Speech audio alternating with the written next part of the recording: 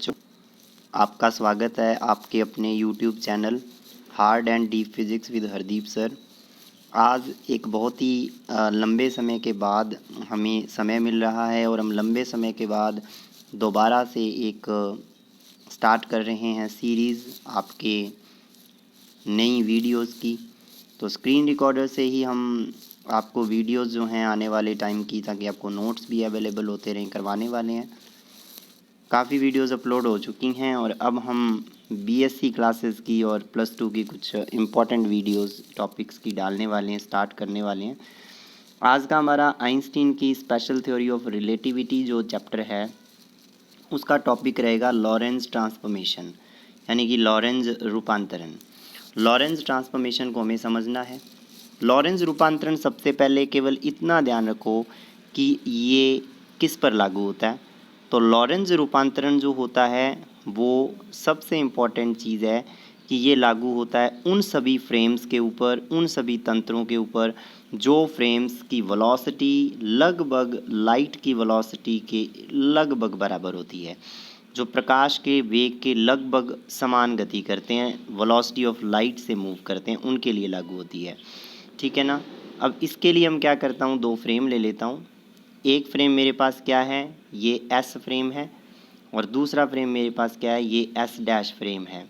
जो S frame है वो रुका रहेगा और एस डैश फ्रेम जो है वो वी वेलोसिटी से चल रहा है एक्स डायरेक्शन में। तो वी वेलोसिटी से चल रहा है, तो शुरू में तो ओ डैश और ओ दोनों एक ही जगह पर थे, संपाती थे, कोइंसाइड थे। अब ये टी टाइम बाद ओ डैश पे पहुंच गया और कितना पहुंच गया, वी टी डिस्टेंस ट्रैवल कर जाएगा, पता ही है आपको। वी टी दूरी वो तय कर जाएगा और पॉइंट पी है कोई, मान लो उसके एक्स वाई जेड और टी कोऑर्डिनेट हैं एस फ्रेम में, और एस डैश फ्रेम में क्या हो जाएंगे, x dash y dash z dash t dash. अब वो पॉइंट क्या है, यहाँ से ये वी टी ये हो गया आपके पास, इसको आप कह सकते हो ओ डैश पी, और ये क्या है, ओ पी। तो ये चीज़ आपको ध्यान रखनी है, वी टी ये ओ डैश पी ये ओ पी। अब पोजीशंस आपको लिखनी आती हैं। अब देखिए ये दोनों फ्रेम हैं, जैसे ही इसने चलना स्टार्ट किया, जैसे ही इस ओ से ओ डैश अलग होना शुरू हुआ, इस फ्रेम दूसरे फ्रेम ने एस डैश ने चलना शुरू किया, उसी टाइम इस पॉइंट ओ से मैंने एक लाइट पल्स को छोड़ा, एक प्रकाश की लाइट को छोड़ा, जो कि किस वेलोसिटी से मूव करेगी, सी से। तो क्या करेगी, ये फ्रेम्स यहाँ पहुँचा टी टाइम में, लेकिन लाइट कहाँ पहुँच गई, पी पॉइंट पर पहुँच गई। भाई लाइट तो स्पीड से चलेगी, यहाँ से छोड़ी थी, वो पी पॉइंट पर पहुँच गई। पोजीशन अब दोनों के लिए अलग अलग है। इस फ्रेम के लिए लाइट जो है वो इस पोजीशन पर x dash y dash z dash t dash, और इस ओ वाले व्यक्ति के लिए ओ पे कोई है जो इसको देख रहा है, उसके लिए इसकी position x y z t है। तो वही चीज़ हमने देखी है। Consider light pulse is emitted from O and at same instant frame S that starts moving with velocity v along x axis, then time taken by pulse to reach that point p will be। यानी कि S frame में जब देखोगे तो कितनी दूरी तय की, आपको पता है टाइम होता है distance upon velocity, distance upon velocity. Distance कितनी ट्रैवल कर चुका है, ये डिस्टेंस देखो ट्रैवल कर चुका है ये ओ से लेके पी तक, और जब दूसरे फ्रेम में आओगे तो उस फ्रेम में डिस्टेंस रहेगी ओ डैश से लेके पी तक, तो दूसरे फ्रेम में ओ डैश पी होगी, तो ओ पी डिस्टेंस होगी। अब पी के कोऑर्डिनेट एक्स वाई जेड, तो ओ पी डिस्टेंस क्या हो जाएगी, under root x square plus y square plus z square. Velocity c है ही इसकी, तो क्या हो जाएगा, ये हो जाएगा under root x square plus y square plus z square divided by c. ये आ जाएगा आपके पास क्या, टाइम आ जाएगा। अब टाइम आ गया, अब क्या करो, स्क्वायर कर दो। जब स्क्वायर करोगे सी को इधर ले आओ, सी टी हो गया, दोनों तरफ स्क्वायर करो, x square plus y square plus z square is equal to c square t square. C square t square को इधर ले आइए, x square plus y square plus z square minus c square t square. ये equation number क्या आ जाएगी आपकी, 1 आ जाएगी। सिमिलरली आप एस डैश फ्रेम में जाओगे तो distance under root x dash square y dash square z dash square, time t की जगह टी डैश, क्योंकि एस फ्रेम के अंदर टाइम टी लग रहा है, एस डैश फ्रेम के अंदर टाइम टी नहीं लगेगा, टी डैश लगेगा, चेंज हो जाएगा। यानी कि जब कोई भी frame with the velocity of c, यानी कि लगभग सी वेग से चलता है, और सी आपको पता है 3 × 10⁸ मीटर पर सेकंड इससे चलता है, तो टाइम भी वहाँ पर स्लो हो जाता है, टाइम भी वहाँ स्लो हो जाता है। आगे करवाएंगे कैसे स्लो हो जाता है। अब वही चीज़ सी को, ये सी स्क्वायर नहीं आएगा, सी आएगा, यहाँ ध्यान रखना। इधर सेम इक्वेशन बनेगी, यहाँ डैश नहीं था, यहाँ डैश आ जाएगा।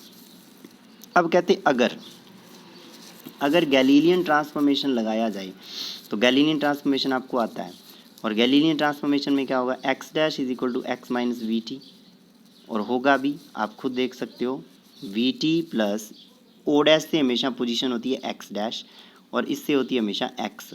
देखो v t plus x dash is equal to x आएगा, v t plus x dash is equal to x, तो यहाँ से एक्स डैश आप निकालोगे, आ जाएगा एक्स माइनस वी टी, क्योंकि आप इसको क्या करोगे, इस वी टी को क्या ले जाओ, इधर ले जाओ, तो ये हो जाएगा एक्स माइनस वी टी, तो x dash is equal to x minus v t हो जाएगा। और वही चीज़ यहाँ है, x minus v t, y में तो मूवमेंट हो नहीं रही, वाई डैश की z dash z, t dash T.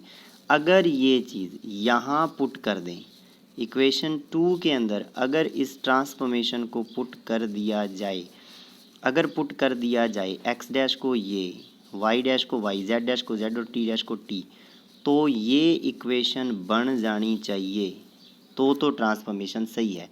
नहीं बनेगी तो सही नहीं होगा। देखो ये बनेगी भी नहीं, एक्स डैश को रखोगे ये, तो ये square plus y square plus z square c square t square, इसकी स्क्वायर खोलोगे तो इतना इतना, तो ये बन गया इक्वेशन 1 का पार्ट। लेकिन ये इक्वेशन 1 का पार्ट नहीं, ये एक्स्ट्रा टर्म है, तो ये प्रॉब्लम क्रिएट कर रही है, क्योंकि इक्वेशन नंबर जो 1 है, छोटा करके दिखा, देखो इक्वेशन नंबर 1 है ये इक्वेशन 2, ये गैलीलियन ट्रांसफॉर्मेशन इसमें 2 में किया पुट, तो बन जानी चाहिए थी एक नहीं बनी। देखो 4 को देखो, 4 एक जैसी नहीं है। ये देखिए equation 4 is not similar to 1, so Galilean transformation is not invariant, तो उन फ्रेम के लिए सही नहीं है। 4 frames moving with v approaches to c, ये वी कम है सी से बहुत, तो ठीक रहता है गैलीलियन ट्रांसफॉर्मेशन, नहीं तो वो नहीं काम करता।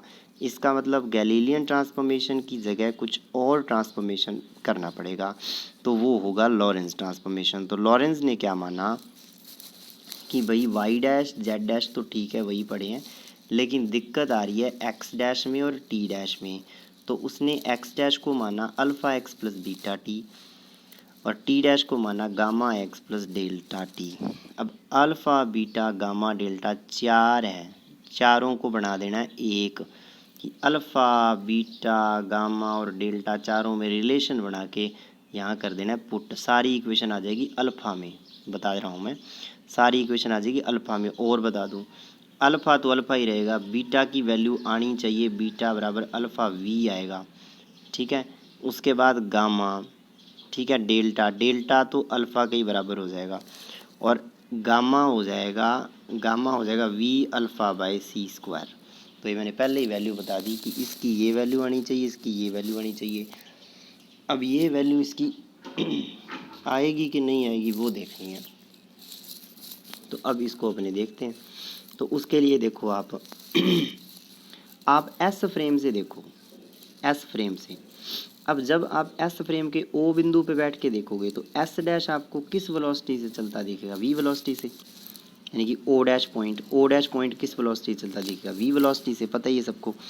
और इसका मतलब वी वेलोसिटी से चल भी एक्स दिशा में रहा है, और आपको पता है ये क्या होता है, वेलोसिटी वी बराबर D x by d T होती है ना, विस्थापन में परिवर्तन की, the rate of change in displacement, differentiation of displacement is velocity. तो v इज इक्वल टू होगा D x by d T. अब और देखिए बेटा, v है D x by d T, इस ठीक है, देख रहे हो s से देख रहे हो, तो x तो 0 हो गया, और यहाँ क्योंकि वेलोसिटी दूसरे फ्रेम की एस डैश की, तो वो D x dash by d t dash होगा, जो v होगा, सही है ना, क्योंकि वेलोसिटी s की, अगर तो वेलोसिटी होती s की, फिर तो होता D x by d T, velocity है s डैश की, तो वो होगी d x dash by d t dash, क्योंकि उसमें टाइम भी डैश में है, तो क्या आ जाएगा डी एक्स डैश और डी टी डैश। अब एक चीज़ और देखो, आप देख रहे हो एस से वेलोसिटी है, दूसरे की वी, अगर कोई कहे एस डैश में बैठा आदमी एस को देखे, तो अब एस डैश इधर जा रहा है आगे की ओर वी वेलोसिटी से, तो उसको एस पीछे जाता दिखेगा माइनस वी वेलोसिटी से, भी एस डैश आगे जा रहा है वी वेलोसिटी से, तो एस पीछे जाता, एस डैश के अंदर बैठे आदमी को एस क्या दिखेगा, पीछे जाता दिखेगा वी वेलोसिटी से। तो जब तो वेलोसिटी देखनी होगी एस डैश के विद रिस्पेक्ट, तब तो एक्स डैश को ज़ीरो लेंगे और वेलोसिटी होगी क्योंकि एस की d x by d t minus का वी। और जब देख रहे हो एस डैश की वेलोसिटी वो होगी d x dash by d t dash और वो होगी v, d x dash by d t dash वो होगी वी, क्योंकि वो बिल्कुल सीधा चल रहा है एस डैश। तो यही ध्यान रखना है। देखिए वी होगी, मैंने पहले ही बोला एक्स को ज़ीरो लेना है क्योंकि एस पे बैठा आदमी देख रहा है, ओ पे बैठा आदमी देख रहा है। तो इक्वेशन नंबर 5 और 6 दिख रही है। इक्वेशन 5 में एक्स को ज़ीरो पुट कर दो, एक्स को ज़ीरो पुट कर दिया तो x dash is equal to alpha into zero beta into t. अब इसका मतलब डिफ्रेंशिएशन किया, डिफ्रेंशिएशन करोगे तो एक्स डैश हो जाएगा d x dash alpha beta d T हो गया। ठीक है, सिमिलरली इस इक्वेशन में एक्स को ज़ीरो पुट किया तो बचेगा t dash is equal to gamma into zero plus delta into t. इसका भी differentiation d t dash is equal to delta d t, क्योंकि मुझे चाहिए d x dash by d t dash, तो d x dash आ गया beta d t dash आ गया डेल्टा डी टी। दोनों को डिवाइड कर दिया तो d x dash by d t dash 9/10 कर दिया। बस दो ही इक्वेशंस का यूज़ किया है, equation number 5 and equation number 8। 5 के अंदर से डी एक्स डैश निकाल लिया, इससे डी टी डैश निकाल लिया, दोनों में डी टी आएगा क्योंकि एक्स वाला पोर्शन ज़ीरो हो जाएगा, डी टी कट जाएगा, यहाँ से आ जाएगा d x by d t और d x dash by d t dash ये होता है v. V is equal to d t से डी टी गया beta by delta, beta is equal to v delta. Okay, beta को क्या लिख देंगे यहाँ पर, बीटा को लिख देंगे वी डेल्टा और वास्तव में डेल्टा आ जाएगा अल्फ़ा, आगे जाके देखना। तो इसको वी अल्फ़ा ही लिख देंगे, फिर अल्फ़ा कॉमन आ जाएगा, एक्स प्लस वी टी बच जाएगा। तो आपको पता चलेगा। दूसरे केस में आ जाइए। अब जब एस डैश से देखोगे, जब एस डैश के ओरिजिन ओ डैश पे बैठे होगे तो एक्स डैश तो हो जाएगा ज़ीरो, और देखोगे दूसरे फ्रेम को तो वेलोसिटी पहले की d x by d t dash नहीं आएगा, d x by d t वो माइनस वी पीछे ज़्यादा दिखेगा, तो d x by d t minus v. Same काम करोगे, एक्स डैश को ज़ीरो रखोगे, इक्वेशन नंबर 5 में चलिए इसको ज़ीरो रख दिया एक्स डैश को, is equal to alpha x plus beta t बच गया। डिफ्रेंशिएशन करो, zero is equal to alpha d x plus beta d T, यहाँ से निकाल लीजिए D x by d T, D x by d T क्या आ जाएगा माइनस बीटा बाई अल्फ़ा, और आपको पता है कि d x by d t होता है माइनस का वी, तो माइनस से माइनस कैंसिल, तो beta is equal to alpha v आ जाएगा, अल्फ़ा वी आ जाएगा। अब बीटा अल्फ़ा वी आ जाएगा, ये देखो यहाँ निकाला हुआ beta is equal to alpha v. अब beta is equal to alpha v भी है, beta is equal to delta v भी है, तो beta is equal to alpha v is equal to delta v, तो वी से v cancel, alpha is equal to delta हो जाएगा। ये मैं आपको बता चुका हूँ, सारी इक्वेशंस वहाँ पुट कर दी। Alpha x plus beta t था, बीटा को अल्फ़ा वी लिख दिया, ये कॉमन आ गया, अल्फ़ा ये आ गया, और यहाँ डेल्टा था, डेल्टा को भी अल्फ़ा लिख दिया, डेल्टा अल्फ़ा के इक्वल है, तो ये इक्वेशंस बन गई x dash y dash z dash t. ये लॉरेंस ट्रांसफॉर्मेशन इक्वेशन आधा डेरिवेशन हो गया, ये लगभग हो गया, अब थोड़ा काम बचा है।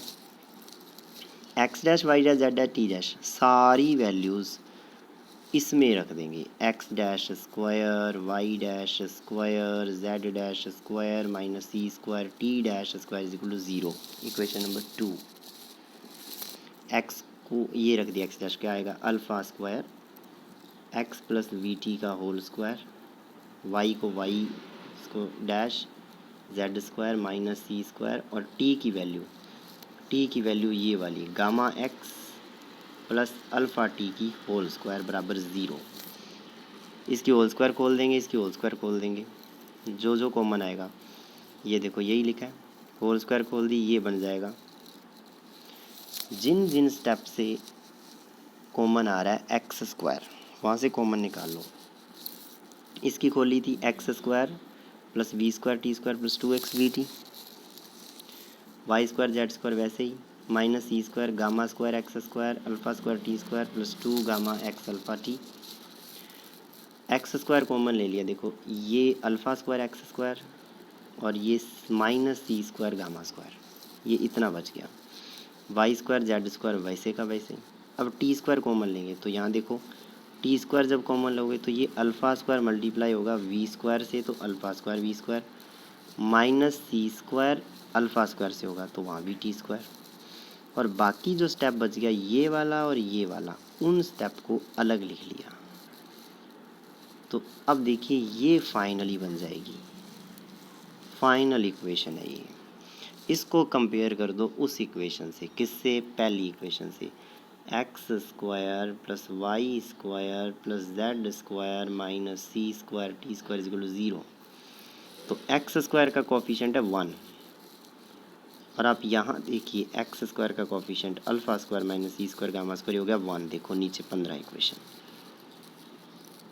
फिर इसी तरीके से टी स्क्वायर का कोफिशिएंट जो है, टी स्क्वायर का ये जो कोफिशिएंट है ये माइनस का सी स्क्वायर टी स्क्वायर होता है, इस तरीके से। और ये आ गया इस तरीके से, ये वाला 0 ही हो गया, तो कुछ होता ही नहीं कि सी स्क्वायर टी स्क्वायर यहाँ तक ही होता है, x square y square z square c square t square इतना ही होता है, ये नहीं होता, इसलिए 0 हो गया। अब इक्वेशन 16 देखो, ये रही, सी स्क्वायर का डिवाइड कर दो, सी स्क्वायर का डिवाइड करोगे तो अल्फ़ा स्क्वायर यहाँ c square v square by c square minus 1 is equal to -1, c square minus का ये यही बचेगा। नीचे ले जाओ, माइनस को इधर कर दो, 1 minus v square by c, alpha आ गया √1 minus v square by c square. Similarly equation number 17 को देखो, 17 नंबर इक्वेशन से क्या कॉमन आ रहा है, सारा कॉमन निकाल लो यहाँ से। 2xt, देखो अल्फ़ा कॉमन आ रहा है, इसमें से v, इसमें से आएगा तो बचेगा v अल्फ़ा, और इसमें से अल्फ़ा कॉमन आएगा gamma c square is equal to 0। अब ये स्टेप तो 0 के नीचे चले जाएंगे, ये तो ख़त्म हो गए, बचा v alpha minus gamma c square is equal to 0। यहाँ से गामा आ जाएगा, गामा क्या आएगा, gamma c square is equal to v alpha by c square नीचे चला जाएगा, गामा आ जाएगा, गामा आ जाएगा v alpha by c square. अब गामा की वैल्यू पुट कर देंगे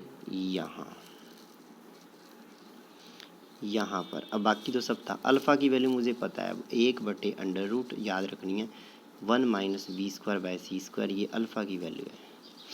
अल्फ़ा की वैल्यू आपको याद रखनी है 1/√1 minus v square by c square. निकाल दी हमने ये, यहाँ तो ज़रूरत ही नहीं कुछ रखने की, यहाँ भी नहीं, यहाँ भी नहीं, यहाँ रखना है बस, किसको, गामा को। और गामा की वैल्यू अभी निकाली, v x by c square, यहाँ रख देंगे, सॉरी वी एक्स नहीं, v alpha by c square. जब v alpha by c square रखोगे अल्फ़ा फिर कॉमन आ जाएगा, क्योंकि यहाँ आ जाएगा t dash is equal to, gamma का रोका वी अल्फ़ा एक्स, एक्स पहले ही है, by t square by c square, sorry by c square mine plus alpha t, alpha common आ जाएगा, टी डैश बचेगा अल्फ़ा, यहाँ बचेगा t plus v x upon c square, ये लो टी डैश भी आ गया। ये लॉरेंस ट्रांसफॉर्मेशन ख़त्म हो जाता है, ये देखिए यहाँ पर ये आ गया Lorentz transformation equations. Alpha x plus v T वैसे ही पड़ा है, वाई जेड बस अल्फ़ा, ये आ गया टी डैश।